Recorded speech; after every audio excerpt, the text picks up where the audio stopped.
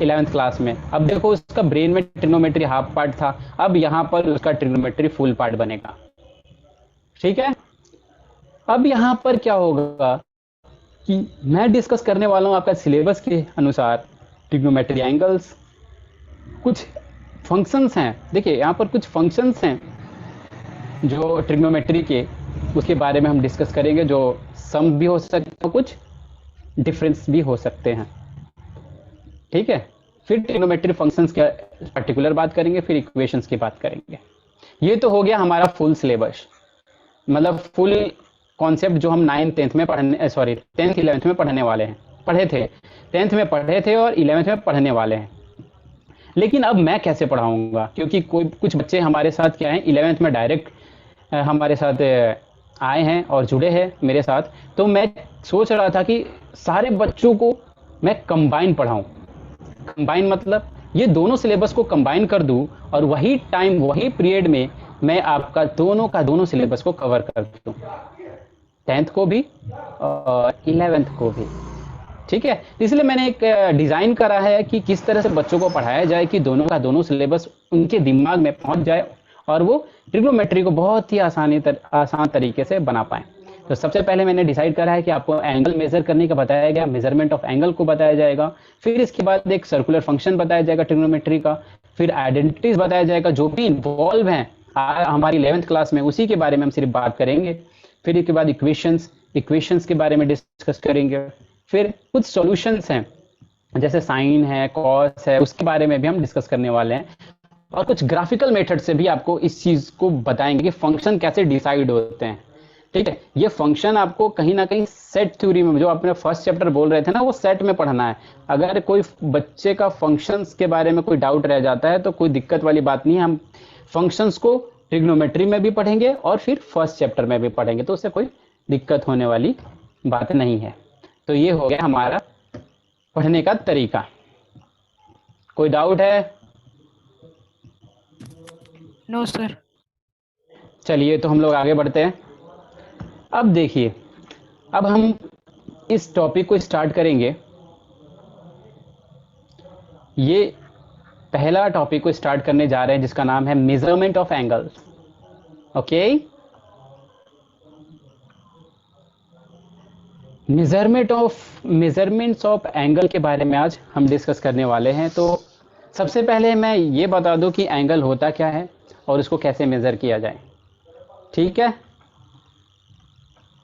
Yes कोई doubt तो नहीं है किसी को?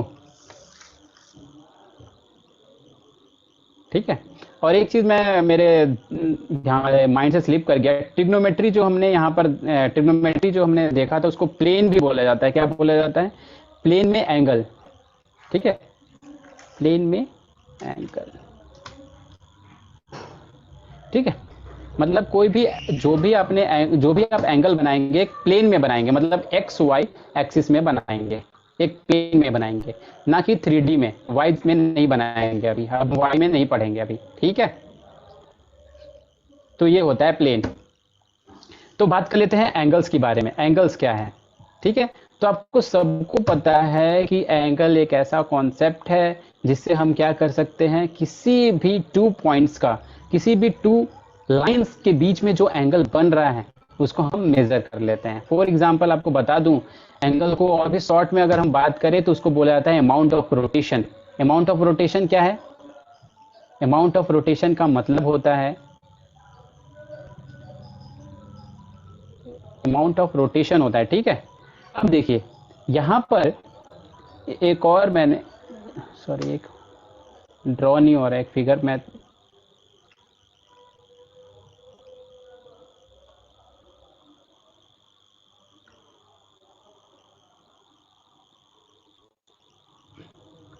हाँ, तो आपको मैं फिर से मैं एक बार बता देता हूँ। एंगल्स एक शॉर्ट में आप समझ लीजिए कि जो भी होता है एक अमाउंट ऑफ रोटेशन होता है। ठीक है, अमाउंट ऑफ रोटेशन, जैसे ये एरो है, ये क्या करेगी, एक सर्कल के अराउंड क्या करेगी, रोटेट करते रहेगी। कैसे रोटेट करेगी, देख रहे हैं? दिख रहा है आप सभी को? एक ऑरिजिन पॉइंट है, एक ऑरिजिन पॉइंट पे एरो कैसे रोटेट कर रहा है, इस तरह से रोटेट कर रहा है। इसी को क्या बनेगा, कहीं ना कहीं ये हो गया, और एक और ले लो, ये हो गया। अब इस दोनों के बीच में देखो एंगल कैसे बन रहा है।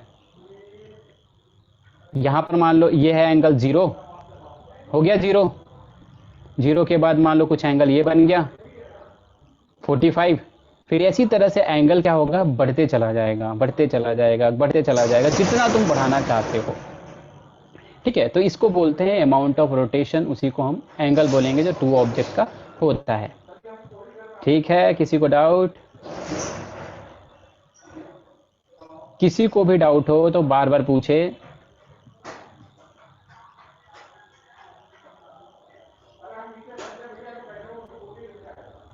तो यहाँ पर हम एक सर्कल आपको पहले से ही दिख रहा होगा, और मैं सर्कल के ऊपर एक एरो ड्रॉ कर रहा हूँ। ये एरो क्या आपको दिखाएगा, कोई बच्चा बता सकता है ये एरो में क्या दिखा रहा है?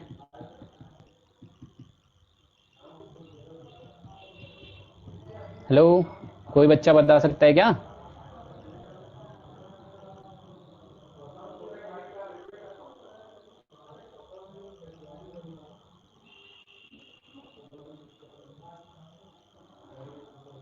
Hello, radius. मेरे बैकग्राउंड में आवाज आ रहा है क्या? कोई बच्चे ने मैसेज कर रहे हैं।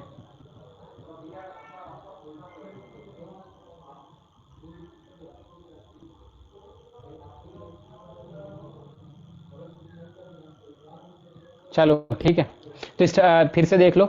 ये जो एरो है इसको हम लोग क्या बोलते हैं? किसी बच्चे ने अभी बोला है कि रेडियस बोलते हैं। बहुत ही अच्छा बच्चा है वो, जो हर बात का जवाब देना बहुत ज़रूरी है। इसको क्या बोलते हैं? रेडियस बोलते हैं, रेडियस। और इसी पे एक और मैं लाइन ड्रॉ कर दूं, यहां से यहां तक, मान लो यहां तक। ठीक है, तो ये इसको क्या बोलूंगा? इसको फिर से मैं वही बोलूंगा कि जो इसको बोल रहा था, भैया एक ही ऑरिजिन से तुमने लाइन खींचा है और फिर बोल रहे हो कि वो कुछ अलग क्या हो जाएगा, नहीं होगा ना। तो ये क्या होगा, ये भी क्या होगा, रेडियस ही होगा। ये भी क्या होगा, रेडियस ही होगा। लेकिन कोई बच्चा ये बता सकता है क्या कि ये दो लाइन के अलावा जो लाइन इसने कवर करा, ये यहाँ पर इतने इसने ये कवर करा है, इसको क्या बोलते हैं? कोई बच्चा बता सकता है? ये जो सर्कल का बाउंड्री लाइन आपको दिख रहा है, ये टू एरो ने क्या करा, कवर करा है, इसको क्या बोलते हैं? कोई बता सकता है? Sir minor sector. हाँ, सेक्टर या आर्क बोला जा सकता है। ओके, सेक्टर उसको बोलते हैं जो काट के बाहर निकालना है, चाहे यहाँ पर। ठीक है, तो आर्क बोला जा सकता है, इसको क्या बोला जा सकता है? आर्क। ठीक है, जो भी टू टू एरो जो है, अगर सर्कल के बीच में ड्रॉ हुआ है और ड्रॉ के बीच में जो बाउंड्री लाइन है सर्कल का, जो टू एरो के बिटवीन है, तो उसको हम क्या बोलते हैं? आर्क। आर्क बोलते हैं, या आर्क लेंथ भी बोला जा सकता है। क्या बोला जा सकता है? Arc length. ठीक है, आर्क लेंथ को मैंने कैसे डिनोट कर देता हूं, मैं मान लेता हूं आर्क लेंथ एल। ठीक है, और आपको पता है रेडियस आर है, पता है कि नहीं पता? पता है ना, पता है ना। तो पता है तो देख लो। तो यहां पर इस दोनों का रेशियो निकाल देते हैं तो पता चल जाएगा कि ये दोनों कैसे बने होंगे। L upon R. ठीक है, L अपॉन आर, ये दोनों का अगर मैं रेशियो निकालूंगा तो ये बीच का जो डिस्टेंस है ये पता चल जाएगा। ये क्या होता है? एंगल होता है। अभी थोड़ा देर पहले हमने डिस्कस करा था, जो साइड को और एंगल को रिलेट करता है उसी को क्या बोलते हैं? साइड को। जो साइड है, ये साइड है ना अपने पास, ये साइड है ना अपने पास, और एंगल है, इस दोनों को क्या बोलते हैं? जो रिलेट करता है इसको क्या बोलते हैं? ट्रिग्नोमेट्री। अभी थोड़ा देर पहले तो पढ़ा था। तो ये दोनों का रेशियो क्या हो जाएगा? थीटा। थीटा मतलब एंगल। ठीक है, समझ में आ रहा है? किसी को डाउट है? No sir, no doubt. हाँ, फिर से मैं एक बार रिपीट कर देता हूँ, जिनका कनेक्टिविटी थोड़ा लूज है, एक बार बहुत सडनली बोल देता हूँ। देखो, सबसे पहले मैंने क्या करा कि एक एरो ड्रॉ करा। एरो ड्रॉ करने के बाद मैंने एक ऑरिजिन से एरो ड्रॉ करा सर्कल का, तो उसको हम लोग रेडियस बोलते हैं। मैंने एक और रेडियस को ड्रॉ करा जिसको हमने आर से नोटेशन दिया है। अब दोनों एरो के बीच में हमारे सर्कल का एक सेक्टर कट रहा है जिसको बोला जाता है आर्क, और उस पूरे लेंथ को क्या बोला जाता है, आर्क लेंथ। ठीक है, आर्क लेंथ का मैंने रेशियो निकाला रेडियस के रिस्पेक्ट में, तो हमको पता चला कि जो मैंने रेशियो निकालने के बाद हमको ये पता चला कि दोनों एरो के बीच में जो एंगल फॉर्म्ड हो रहा है उसी का रेशियो, इस दोनों का रेशियो ही है। मतलब ये हमको पता चल गया कि जो क्या होता है, जो मुझे एंगल फाइंड करना है वो आर्क लेंथ अपॉन रेडियस होगा। ये आप इसको ध्यान में रखिएगा, इंपॉर्टेंट है। ये आपको एक तरह से फॉर्मूला हो गया। ठीक है, नोट डाउन आप लोग कर रहे हैं कि नहीं कर रहे हैं? Yes sir. हाँ, तो ये हो गया आपका एंगल का फॉर्मूला हो गया। एंगल आपको फाइंड आउट करना होगा तो आपको आर्क लेंथ पता होना चाहिए, रेडियस पता होना चाहिए, या तो आपको एंगल पता हो तो रेडियस निकाल सकते हैं।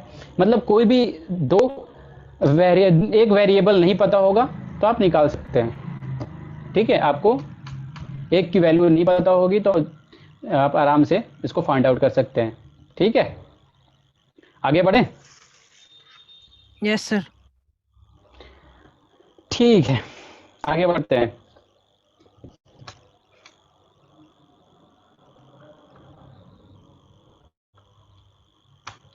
क्लियर कर देता हूँ थोड़ा ड्राइंग।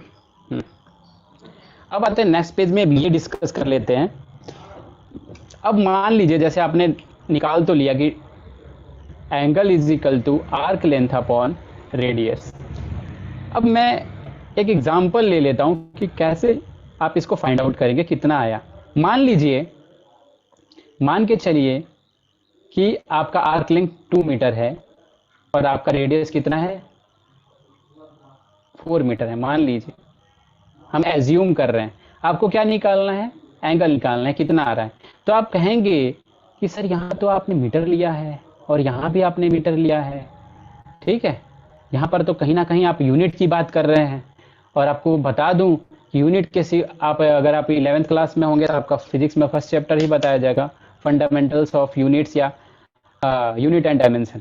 तो वहाँ पर आपको क्लियर हो जाएगा यूनिट्स के बारे में। लेकिन आपको बता दूं कि यूनिट के जैसे आप बाजार गए, आप बोले कि हमको आलू चाहिए, लेकिन आलू के बाद आपने केजी लगाया नहीं, ग्राम लगाया नहीं, तो आपको कैसे देगा, वो नहीं दे सकता ना। उसी तरह से आपको कैसे पता चलेगा कि ये एंगल किस में है, किस यूनिट में है।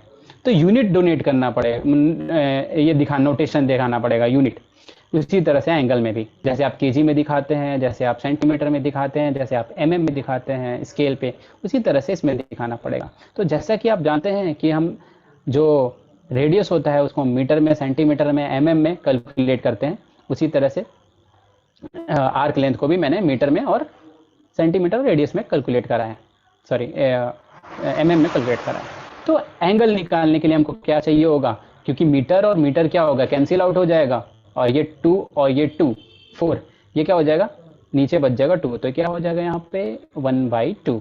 अब ये जो आ गया आपका थीटा, और आपसे पूछा यूनिट तो आया नहीं भाई साहब आपके सामने, आप कैसे बताओगे ये कौन सा यूनिट आप इस पे लिखना चाहोगे? कोई बताना चाहेगा कौन सा यूनिट लिखे यहाँ पे?